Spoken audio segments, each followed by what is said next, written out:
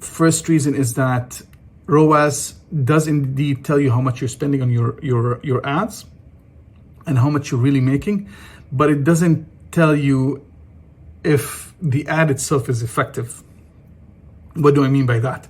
So let's say you are a brand and you have been doing a lot of social media work, you have doing a lot of collaborations, you've been doing all of that stuff, and people are consuming your content, and then whether it's the brand itself or the agency runs an ad, and then it converts, and then they say that let's say it's 5 times ROAS, right?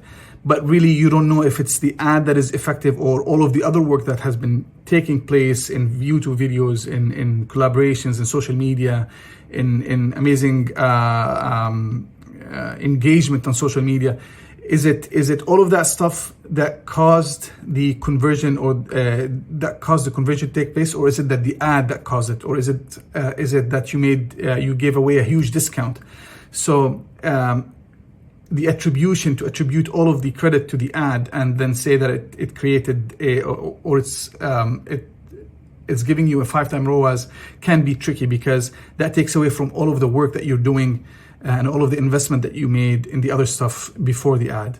Number 2, in countless cases, especially for startups, ROAS can be actually very low initially and then improve later on. And that's because you are an unknown brand. You don't have the reputation, you still need to build that. You don't have enough credibility. So all of that takes a while to build up. And then once you build that up, things get better. And it's kind of like the previous point. There's a lot of work that takes place before a user converts. So that's why it can be tricky to focus on ROAS. It can be very low initially, and that doesn't mean that you are doing a bad job as a business owner or as an agency. And then the third one, which is my personal favorite, is because in the long run, thinking long run is almost always far more profitable than thinking short term.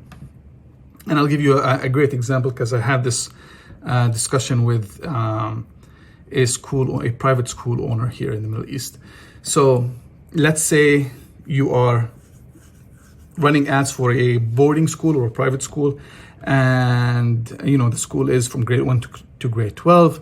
Each year, on average, it costs $10,000. So by the time a kid goes through all 12 grades, the parents would have spent $120,000.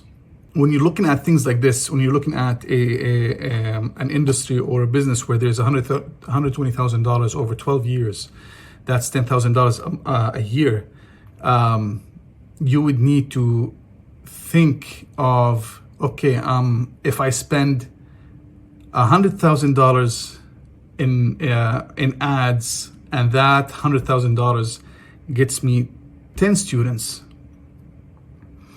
that means I just spent about, 9% over 12 years? Yeah, so I think that's awesome.